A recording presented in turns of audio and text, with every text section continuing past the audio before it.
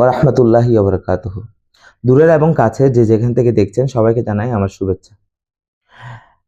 আজকে কথা বলবো কবরের আযাব নিয়ে। মুসলমানদের মধ্যে একটি দল আছে যারা কবরের আযাবকে অস্বীকার করে। তারা যারা এই কবরের আযাবকে অস্বীকার করে তারা নিজেদেরকে অনেক ইন্টেলেকচুয়াল দাবি করে। মানুষের মাঝে এমনভাবে বিষয়টা উপস্থাপন করে যে কবরের আযাব বলতে কিছু নেই, এটা একটা মিথ, অর্থাৎ কাল্পনিক বিষয় মাত্র। কিন্তু অথচ আল্লাহ পাক জাল্লা শানহু কবরের আযাব সম্পর্কে স্পষ্টভাবে কোরআনে উল্লেখ করেছেন। রাসূল পাক ইসলাম হাদিসে মুবারাকায় কবরের আযাব সম্পর্কে উল্লেখ করেছেন।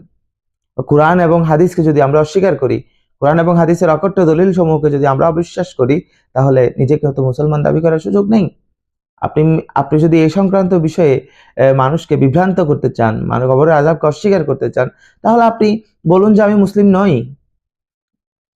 মুসলমানও দাবি করবেন এবং কোরআনের একটি অকট্ট দলিলকে অস্বীকার করবেন, সেটা তো হতে পারে না। সেটার সুযোগ তো আল্লাহ পাক রাখেননি। পবিত্র কোরআনে আল্লাহ পাক ইরশাদ করছেন, আন-নারু ইউরাদুনা আলাইহা গুদুওয়াম ওয়া আশিয়া, অর্থাৎ সকাল এবং সন্ধ্যায় তাদেরকে আগুনের সামনে পেশ করা হবে।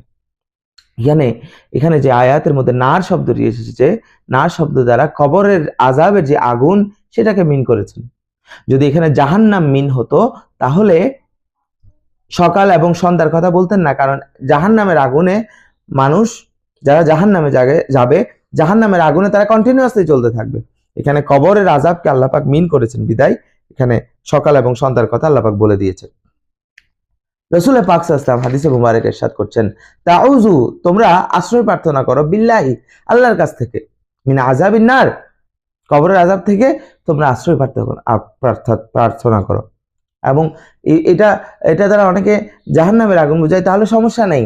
এখানে যদি আমি কবরের আযাবের নারকে উদ্দেশ্য করি অথবা জাহান্নামের আগুন থেকে উদ্দেশ্য করি, কোনো সমস্যা নেই, কারণ কোরআনের আয়াত দ্বারা সাবেত প্রমাণিত যে কবরের আযাব সত্য।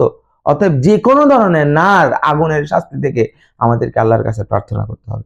অতএব কোরআন এবং হাদিসের আজকের এই আলোচনার মাধ্যমে আমরা বুঝতে পারলাম কবরের আযাব সত্য, একে অস্বীকার করার সুযোগ নেই। আজকে এ পর্যন্তই। আসসালামু আলাইকুম ওয়া রাহমাতুল্লাহি ওয়া বারাকাতুহু।